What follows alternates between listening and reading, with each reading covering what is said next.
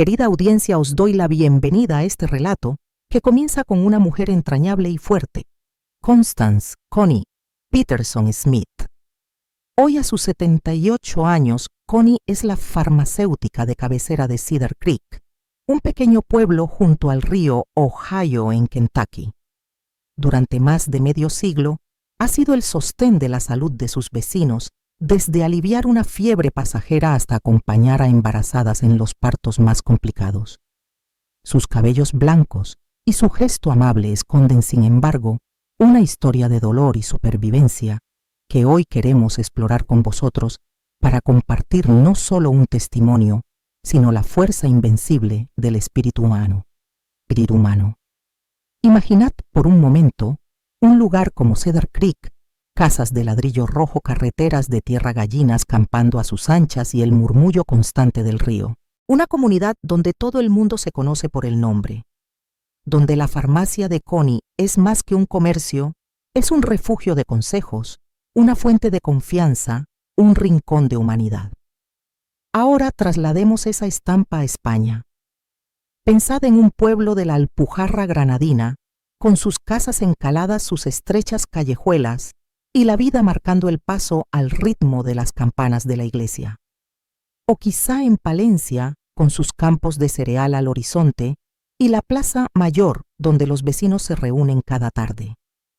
Aunque los paisajes y las costumbres sean distintos, los lazos comunitarios y la importancia de un profesional de la salud local tienen un valor universal.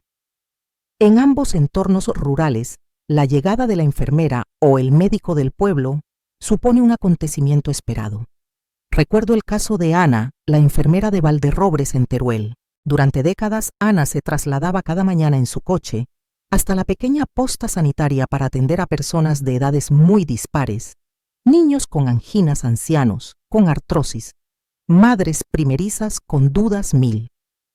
Su cercanía, su dedicación y su sonrisa inquebrantable eran el hilo que unía a toda la comunidad cuando llegaba la hora de la consulta. De igual manera, para Connie, abrir las puertas de Smith Pharmacy era abrir un espacio de escucha y cuidado. Ahí residía su vocación y su poder de sanación. Sin embargo, hoy vamos más allá de la rutina farmacéutica o sanitaria. Lo que nos convoca no es solo la historia de una profesional de relieve, sino la crónica de una infancia rota por la violencia y la posterior reconstrucción de una vida gracias a la propia determinación y al amor. En un primer momento, la vulnerabilidad de Connie como niña de 9 años quedó sepultada bajo el polvo de un cobertizo, un espacio que en apariencia guardaba herramientas y aperos de labranza, pero que en realidad albergaba un secreto tan oscuro que amenazó con destruirla. Más tarde, esa misma niña, aferrada al recuerdo de los frutales de la casa de su abuela, encontraría en los libros, en los estudios y en el trato con sus vecinos la esperanza de volver a florecer. Nuestro objetivo en este video no es únicamente narrar los hechos, sino invitaros a reflexionar sobre dos cuestiones fundamentales. La fragilidad de las instituciones, cuando fallan en proteger a los más débiles, y la capacidad de resiliencia que todos llevamos dentro para sobreponernos al daño. En la América de los años 50, en aquel rincón de Kentucky, los recursos eran escasos y los prejuicios fuertes. Hoy en España contamos con protocolos legales de protección al menor, líneas de atención inmediata y asociaciones dedicadas a acompañar a víctimas de abusos. Aún así, ¿cuántas veces una tragedia se silencia por temor al escándalo o por sentir vergüenza? ¿Cuántas veces la falta de voz de un niño se convierte en un silencio cómplice? Para ilustrar esta reflexión, antes de sumergirnos en el relato de Connie, os comparto otra historia, la de don Manuel, un médico de familia en un pueblo de La Rioja, cuya consulta era el lugar al que acudían no solo por un resfriado, sino también para desahogarse tras una discusión en casa o buscar consuelo tras la pérdida de un ser querido. Con el tiempo, varios jóvenes que habían sufrido acoso escolar o problemas familiares regresaron a agradecerle no solo el tratamiento médico, sino las horas de escucha y orientación que les permitió reenfocar sus vidas. Don Manuel supo crear un espacio seguro donde los pacientes se sentían acompañados en su vulnerabilidad. Esa misma calidad humana es la que décadas más tarde definirá la entrega de Connie en Cedar Creek. Al situar estas dos realidades, Kentucky en 1956 y nuestros pueblos españoles actuales, hallamos un nexo inquebrantable: el valor de la comunidad y la urgencia de garantizar la protección de los más indefensos. A través de las vivencias de Connie, aprenderemos no solo a reconocer las señales de alarma, sino también a comprender el peso de los silencios y la importancia de actuar. Cuando hablamos de resiliencia, nos referimos a esa capacidad de transformar una experiencia dolorosa en motor de cambio, en impulso para ayudar a otros. Os invito a que mientras escucháis esta historia, llenéis vuestra mente con las imágenes de esos pueblos que conocéis, las plazas, las calles empedradas, el aroma del pan recién hecho y el murmullo de conversaciones que acoge a todos. De la misma forma que don Manuel y Ana dejaron huella en sus comunidades, la vida de Constance Peterson Smith nos enseñará que el poder de una sola persona con coraje y empatía puede cambiar el destino de muchos. Y así, con el telón de fondo de la vida rural y la calidez de la comunidad, damos inicio al primer capítulo de esta narración, la infancia de Connie, sus juegos bajo los manzanos de la abuela y la sombra que se alzó cuando creía vivir en un paraíso sin grietas. Continuemos con su historia. La infancia de Connie transcurría al ritmo pausado de la naturaleza. Al despuntar el alba, el canto del gallo le servía de despertador, y el aire olía a tierra húmeda y a fresas recién brotadas en el huerto familiar. Vivían en una casita de ladrillo rojo con techos de tejas, y apenas 3 estancias, una sala que hacía de cocina y comedor, el dormitorio de sus padres y la alcoba donde ella compartía un colchón de paja con sus 2 hermanas mayores, Teresa y Luis. En España, este recuerdo me evoca a esas aldeas de La Mancha o de Extremadura, donde las casas se agrupan en torno a una plaza polvorienta. Niños y mayores se conocen por sus nombres de pila, y la leche caliente de la madrugada llega desde la cuadra para preparar el chocolate en cazuela. Cada mañana Connie ayudaba a su madre Josephine a regar el pequeño huerto, tomates, lechugas, judías verdes y algunas fresas que endulzaban el desayuno.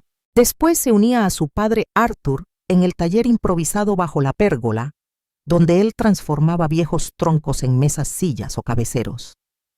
En España, muchos carpinteros rurales hacen lo mismo. Un vecino trae una puerta antigua, otro un tablón de castaño, y con sus herramientas forjadas a mano devuelven vida a la madera. Para Connie, observar a su padre era aprender un lenguaje, cada veta. Cada nudo le hablaba de paciencia y de trabajo bien hecho. Los domingos eran la coronación de la semana. Después de misa en la pequeña iglesia de ladrillo visto, la familia se ponía sus mejores galas para caminar 2 millas hasta la gran casa de la abuela Antonia. Allí, entre manzanos y melocotoneros, los primos correteaban libres mientras los mayores compartían historias bajo la pérgola. Se servían guisos humeantes, tartas de ruibarbo y jarras de limonada casera. En España me recuerda a las comidas de Pascua en pueblos como Candelario, donde los corderos asados y las patatas revolconas unían a varias generaciones en el atrio de la iglesia. Para Connie, aquellos almuerzos eran sinónimo de risa y de juegos sin fin. Pero en medio de aquel paraíso inocente, se colaban sombras que nadie parecía percibir. En España a veces escuchamos de casos de abuso que se prolongan durante años sin que la vecina del tercero note nada extraño o el maestro del colegio detecte señales de alarma. En el caso de Connie, la señal más sutil fue un cambio de comportamiento. Tras unas semanas jugando sin fisuras, empezó a mostrarse más callada. Se apartaba discreta cuando sus hermanas reían y a veces se le escapaban lágrimas al acariciar sus trenzas. Era una niña que había crecido entre carruseles de abejas y risas de primos, de pronto invadida por un silencio inexplicable. ¿Qué indicios pasan desapercibidos? En muchas ocasiones asociamos el silencio con la timidez o con la simple vergüenza de un niño travieso. Sin embargo, la retirada de juegos, la falta de apetito, las molestias físicas indefinidas, dolores de estómago o de cabeza sin causa médica pueden ser mensajes de una herida invisible. Un error frecuente es pensar, es cosa de niños, o seguro que es un berrinche pasajero. Pero cuando esa conducta se repite y la niña o el niño evita ciertos espacios o ciertas personas, el adulto responsable debe prestar atención. Imaginemos a una profesora en un colegio de Aragón que nota que una alumna empieza a faltar a clase los jueves por la tarde, supuestamente, para ayudar en casa. Esa misma alumna llega un día con los ojos hinchados y unos arañazos en las muñecas. Es fácil pensar que se ha caído jugando o que alguna compañera la ha empujado, como justificamos en cualquier rincón del mundo. Pero si suma excusas vagas el llanto contenido, las marcas físicas y un cambio repentino de carácter, estamos ante señales de alarma. En el caso de Connie, la vida rural convertía a los mayores en vecinos entrañables y confiables. Por eso nadie sospechó que un miembro de la familia pudiera convertirse en una amenaza. Durante aquellos meses previos al momento crítico, Connie sentía una tensión extraña al internarse en el huerto o al quedarse sola un instante entre los árboles de la abuela. En España, alguno de vosotros tal vez haya visto cómo el silencio de un niño se vuelve denso, como si sostuviera un secreto imposible. Cuando un niño mira al suelo al hablar de algo o parece obsesionado con ciertas partes de su cuerpo, conviene investigar con cuidado una conversación tranquila, preguntarle si ha charlado con otros adultos, ofrecerle confianza y anonimato. Pueden abrir rendijas en ese silencio opresivo. Un error muy común es no dar crédito a la palabra de un niño. En el fondo confiamos más en un adulto respetable que en las afirmaciones de una criatura. En Cedar Creek, cuando Connie confesó el abuso, muchos quinceañeros cruzaron los brazos incrédulos y murmuraron: ¿qué sabrá una niña de 9 años? En España esa misma incredulidad se refleja a veces en las noticias. Presunta víctima en lugar de víctima, supuestas lesiones en vez de lesiones, como si la falta de fe en la víctima limpiara la culpa del agresor. Esta duda sistemática retrae a las víctimas y perpetúa el ciclo de violencia. Por eso, la primera lección es aprender a creer y a acompañar. Cuando un niño o una niña se atreve a compartir un malestar profundo, no basta con escuchar, hay que actuar. Visitar al médico de familia, pedir la intervención del equipo de orientación psicológica escolar, contactar con los servicios sociales o con líneas de atención a menores en España, el teléfono ANAR 116 y 111 puede marcar la diferencia entre un caso oculto y un caso atendido a tiempo. En la vida de Connie, aquel silencio roto dio paso a la intervención de sus padres, aunque de un modo equivocado. Pero el hecho fundamental es que en algún punto alguien escuchó sus sollozos y la sacó de aquella sombra.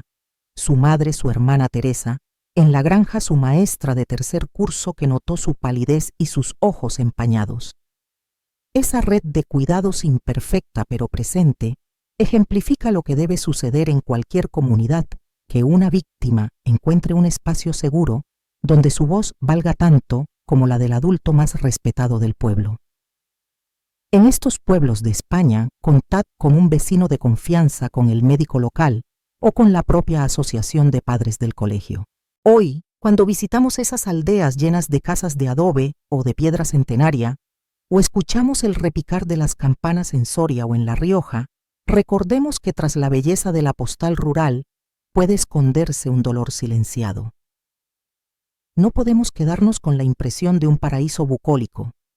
Tenemos el deber de mirar más allá de las flores de la ventana y comprobar que detrás de cada fachada hay un corazón que late a veces con miedo. Así, al cerrar esta ventana sobre la infancia de Connie, retened estas ideas: la infancia en el campo puede ser un regalo de libertad, pero también un escenario de soledad peligrosa. Los ciclos de juego y descanso bajo los árboles no eximen de estar alerta, y la prevención del abuso comienza por creer y proteger, no por desconfiar del niño.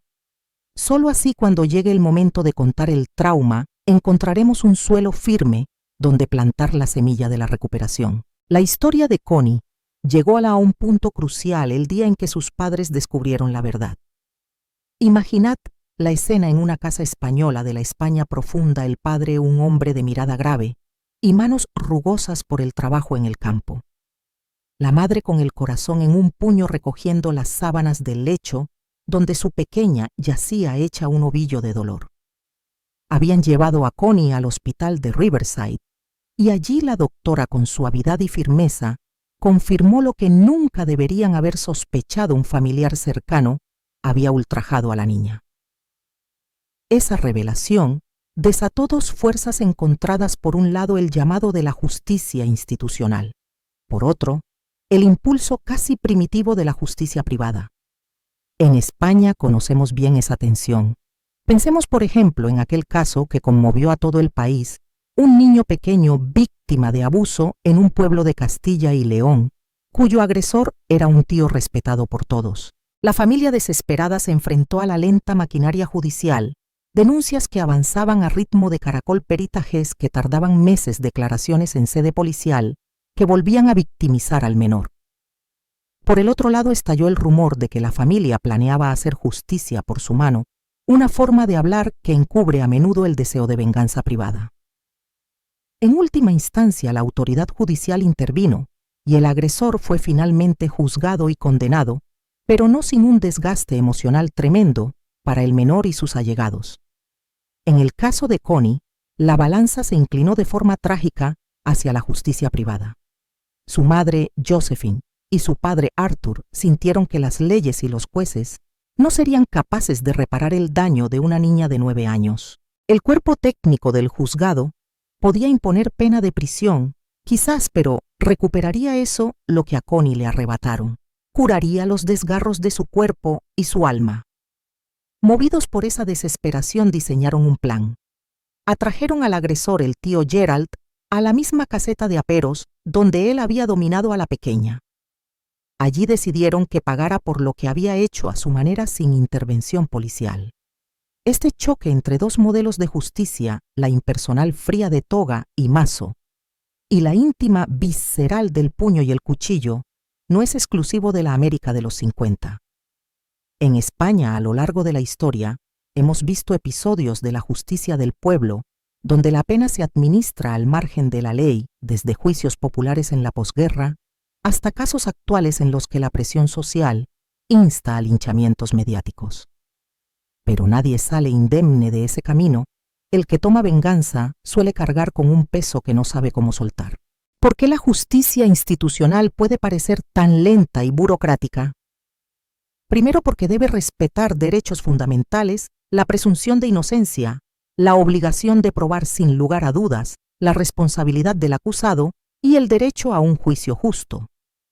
En España, un procedimiento penal pasa por varias fases: instrucción, acusación, juicio oral, sentencia, apelaciones. Cada paso tiene plazos y garantías. Ese laberinto protege al inocente, pero también puede frustrar al ofendido. Cuando un padre ve a su hija transformada por el dolor cada día de espera para una vista judicial, se convierte en una eternidad de miedo y rabia. Además, el sistema español contempla medidas de protección al menor, juzgados especializados, medidas cautelares como la suspensión de la custodia o la prohibición de aproximación, programas de atención psicológica. Sin embargo, la realidad muestra que muchas causas se archivan o duermen en despachos sin recursos suficientes. Las asociaciones de víctimas reclaman más fiscales, más jueces de menores, más servicios sociales activos. Mientras tanto, las familias sienten que nadie hace nada.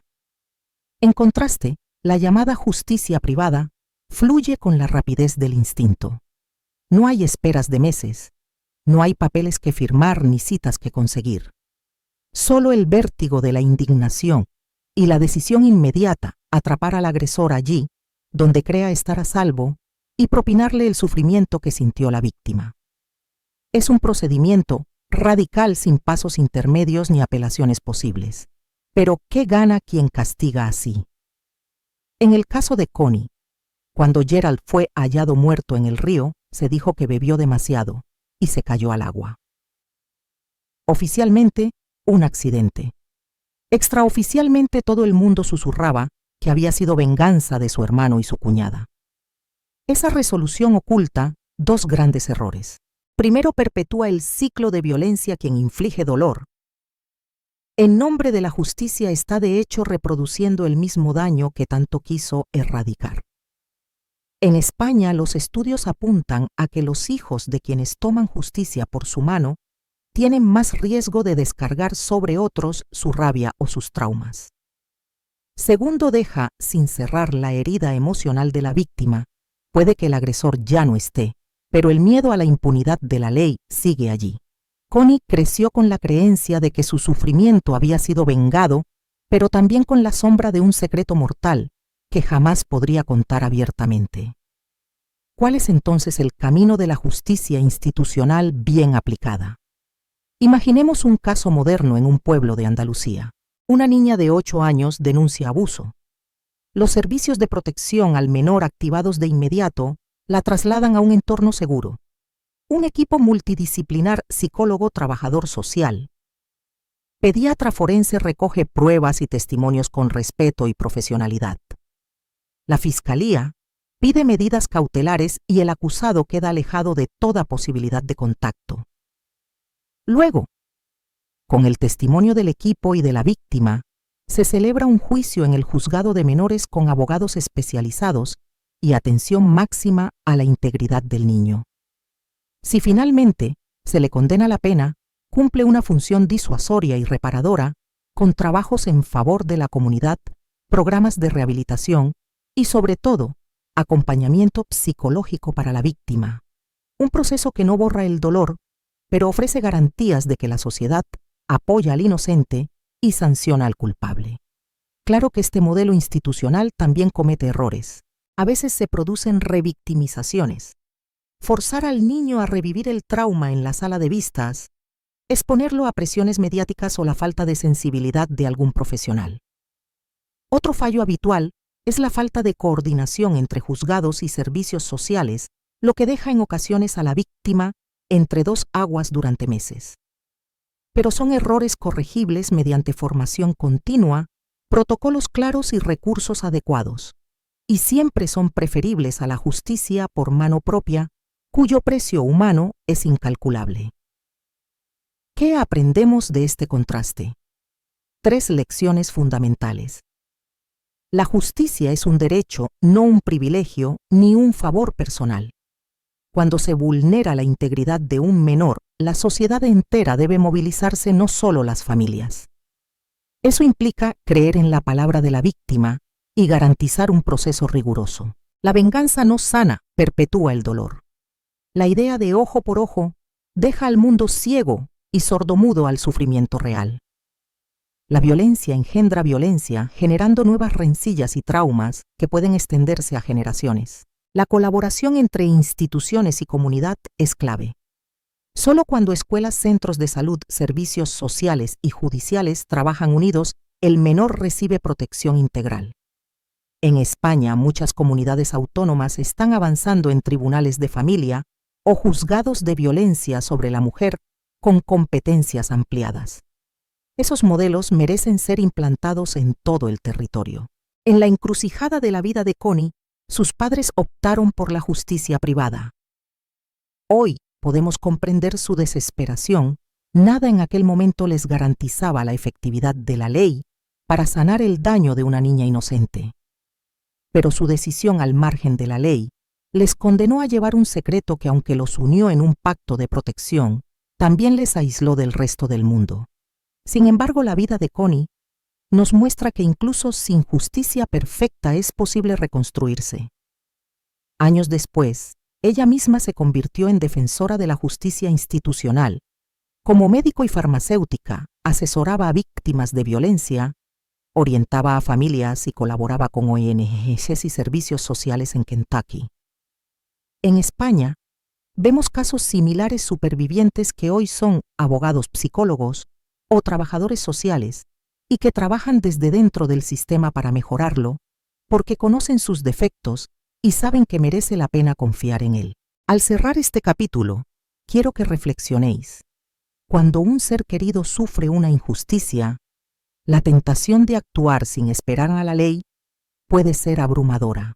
Pero la auténtica victoria consiste en fortalecer los mecanismos de protección y sanción de la sociedad para que nadie vuelva a ocultar su dolor en un sótano y para que cada testimonio sea escuchado, comprobado y reparado con dignidad. En la próxima sección acompañaremos a Connie.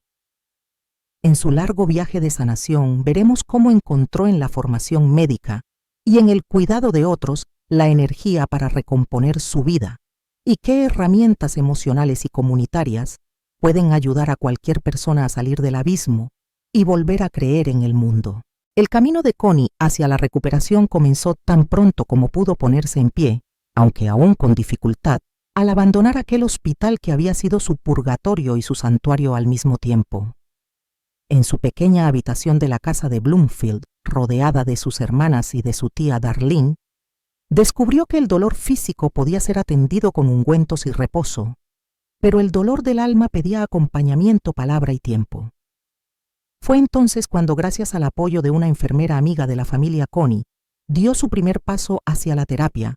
Una psicóloga de Riverside aceptó recibirla una vez por semana. Aquellas sesiones en una consulta de luz tamizada y silla mullida resultaron extrañas al principio. ¿Cómo hablar de algo que no comprendía del todo? Sin música ni historias de fantasía, la psicóloga le fue enseñando a nombrar sensaciones, la opresión en el pecho, el hormigueo de la piel, el llanto contenido en la garganta. Le propuso ejercicios de respiración y una técnica llamada terapia de exposición prolongada TP, adaptada a su edad, para que poco a poco revisitara el recuerdo sin desbordarse. A través de historias en tercera persona, Connie reconstruía el suceso y lo miraba desde fuera. ¿Qué siente este personaje? ¿Dónde late el miedo en su cuerpo?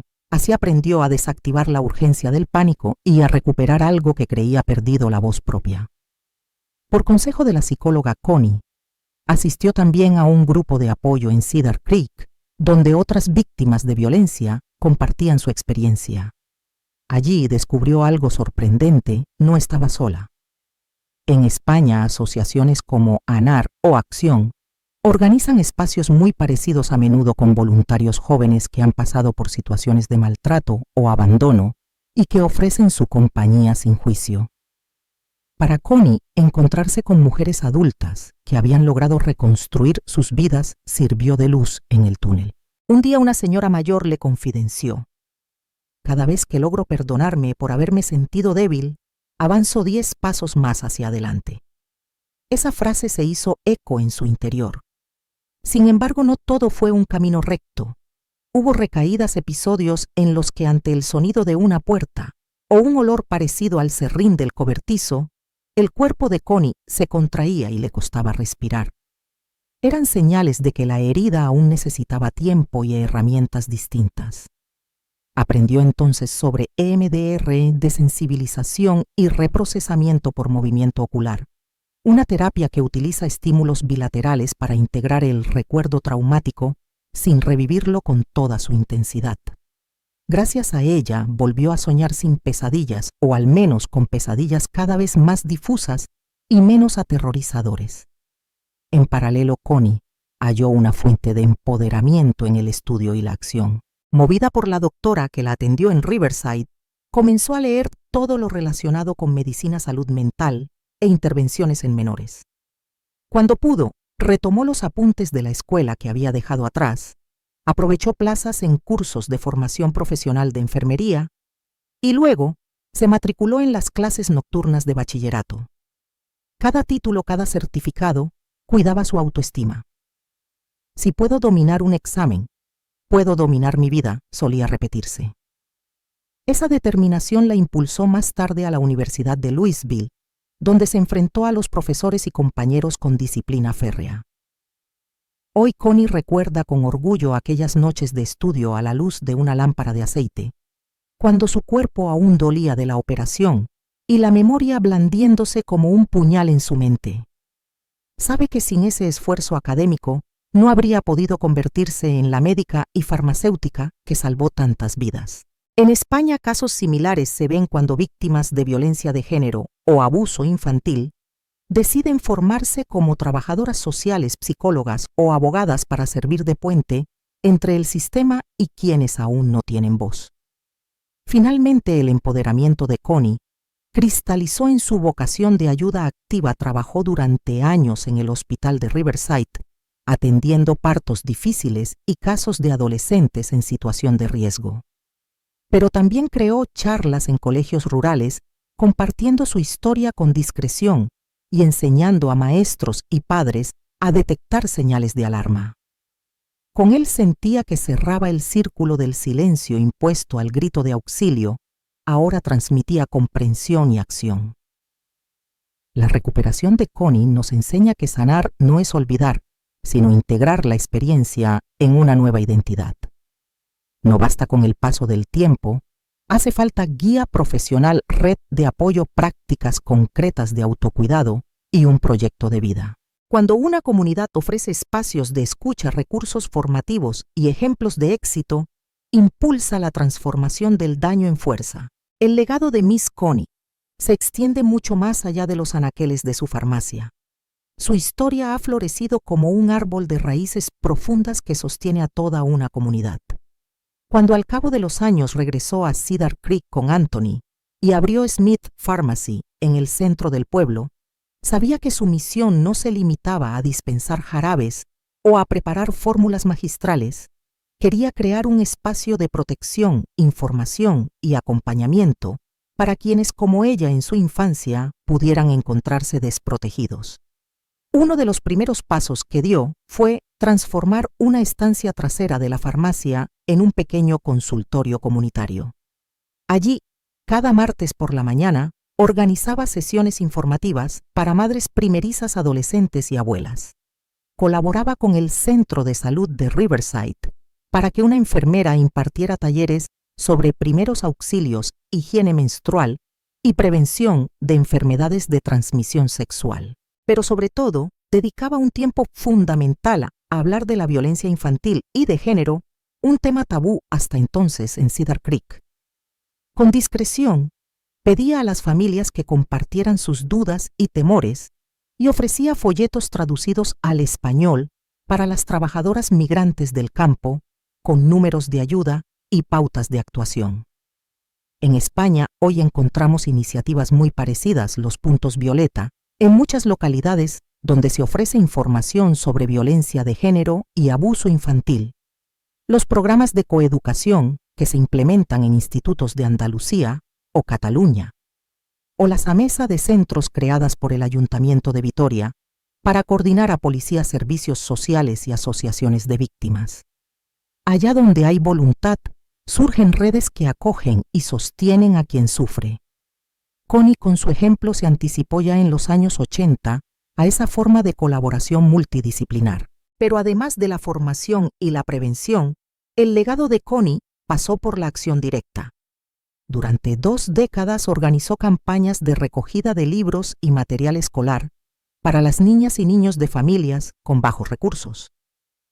Cada septiembre la farmacia se convertía en un punto de entrega de mochilas, cuadernos y estuches financiados por ella misma y por pequeñas donaciones de los vecinos. De esa forma, muchas niñas que temían empezar el colegio sin lo mínimo indispensable encontraron un abrazo de esperanza. En España, asociaciones como Save the Children o Cruz Roja hacen gestiones similares, pero la clave está en la cercanía, saber que hay alguien al lado de casa que te espera con una mochila nueva y una sonrisa sincera. Otra de sus iniciativas fue colaborar con el Departamento de Educación del Condado para implantar un protocolo de detección temprana en las escuelas rurales. Cada maestra recibía formación sobre señales de alarma, cambios de conducta, marcas en la piel, dificultades inexplicables para concentrarse y aprendía a hablar con las familias sin generar alarma social. Se crearon buzones de confidencialidad en los pasillos del instituto a los que cualquier alumno podía depositar un mensaje anónimo si temía contar su problema en público. Cuando una carta alertaba de un caso, la maestra de guardia la entregaba directamente al equipo de protección al menor. Hoy, en muchas comunidades autónomas de España, existe ya algo parecido, buzones de confianza o apps escolares que conectan al alumno con psicólogos externos. Quizá la aportación más tangible de Connie sea su decidido respaldo a la adopción y a la acogida familiar. Junto con Anthony, eligió 3 pequeños procedentes de orfanatos y centros de protección, Ryan Mary y Caroline, cada uno con cicatrices propias, pero con la seguridad de un hogar lleno de amor. Con el tiempo fundaron Corazones Abiertos, una pequeña asociación sin ánimo de lucro que ofrecía asesoría a futuros padres adoptivos y acogedores, desde trámites legales hasta talleres de crianza afectiva, pasando por grupos de apoyo para la gestión de traumas infantiles. En España, plataformas como Acoge y Adelante o Fundación ANAR realizan una labor parecida, pero la experiencia de Connie y Anthony, basada en la práctica diaria, se convirtió en un referente local. Su legado, sin embargo, no estaría completo sin el compromiso con la prevención. Cada año, Miss Connie organizaba en la plaza de Cedar Creek un acto el 25 de noviembre, el Día Internacional de la Eliminación de la Violencia contra la Mujer, en el que invitaba a las familias a un taller abierto de educación para el buen trato. Allí participaban psicólogos, policías y jueces de proximidad que explicaban los recursos legales como la orden de protección, el resguardo policial, los teléfonos de emergencia en EEU, el 1-800-4A-CHILD, en España el 016 para violencia de género y el 116-111 de ANAR para menores. El cartón de la plaza se llenaba con sillas dispuestas en semicírculo y al caer la tarde, los asistentes rompían juntos papeles en los que habían escrito expresiones de miedo o recuerdos dolorosos, para luego hacer un fuego simbólico de liberación. En los colegios españoles, algunos centros han adoptado dinámicas similares, círculos de palabra, representaciones teatrales y una figura de referencia conocida como el encargado de bienestar, que actúa como primer punto de contacto en caso de que un alumno sufra acoso o abuso. Pero lejos de ser un protocolo frío, estas iniciativas cobran calidez cuando se acompañan de testimonios reales de historias de superación. Ahí es donde el relato de Connie resulta inspirador, no solo porque relata el dolor, sino porque muestra la ruta de salida. Para aquellos que se pregunten, ¿qué puedo hacer yo aquí?, van 5 acciones concretas, inspiradas en el trabajo de Connie y adaptadas a nuestra realidad española. Infórmate y comparte información fiable. Descarga y difunde folletos de ANAR. ANAR es y 0 de 13 TV. Igualdad.sto.gopes. Coloca en tu centro educativo o en tu comunidad pequeñas guías que señalen los números de ayuda y los pasos a seguir en caso de detección de abuso. Forma parte de la red de apoyo local. Si en tu municipio existe un punto violeta, una asamblea de protección al menor o una asociación de víctimas, ofrécete como voluntario. A veces acompañar a una víctima a una cita médica o legal es la mejor manera de darle fuerza para avanzar. Participa en las formaciones de tu entorno. Ayuntamientos, colegios y centros de salud organizan cursos gratuitos sobre detección de maltrato y violencia de género. Apúntate y anima a otros a hacerlo. Cuantas más personas sepan, más difícil será que un caso pase inadvertido. Ofrece tu espacio para charlas y talleres. Cafeterías, bibliotecas y salones de actos pueden convertirse en escenarios de concienciación. Sigue el ejemplo de Connie. Un pequeño consultorio puede transformarse en un centro comunitario. Comparte tu historia si te atreves. La voz de un superviviente tiene un poder inmenso. Muchos medios locales, colegios y organizaciones valoran los testimonios de personas que han superado el trauma. Tu experiencia, contada con respeto y seguridad, puede facilitar que otros den el paso de hablar. Con estas acciones, no solo prevenimos el daño, sino que construimos una cultura de protección activa. Una cultura donde la vulnerabilidad no sea motivo de vergüenza, sino un llamado a la solidaridad. Queridos amigos, cuando hoy compartimos el legado de Miss Connie, lo hacemos con gratitud y con la convicción de que cada uno de nosotros puede llevar esa antorcha de manos que ofrecen consuelo y voces que crean redes de cuidado. En un mundo donde a veces la indiferencia cierra puertas, la valentía de una sola persona puede abrir ventanas de esperanza. Me gustaría concluir con una invitación. Si este video te ha conmovido, por favor, déjanos un me gusta y comparte en tus redes la historia de Constance Peterson Smith. Cuéntanos en los comentarios qué acciones vas a poner en marcha en tu entorno, porque al fin y al cabo, el mejor homenaje a su legado es transformar nuestras comunidades en espacios donde la justicia no sea un privilegio, sino un derecho de todos, donde la prevención no sea solo un protocolo, sino una forma cotidiana de cuidar, y donde cada voz, por pequeña que parezca, tenga el valor de pedir ayuda y la certeza de ser escuchada. Así termina este viaje a través del sufrimiento, la reconstrucción y la transmisión de vida. Que la luz de Miss Connie ilumine nuestro camino y nos empuje a construir juntos un mañana más seguro y más humano para todas las niñas, niños y familias.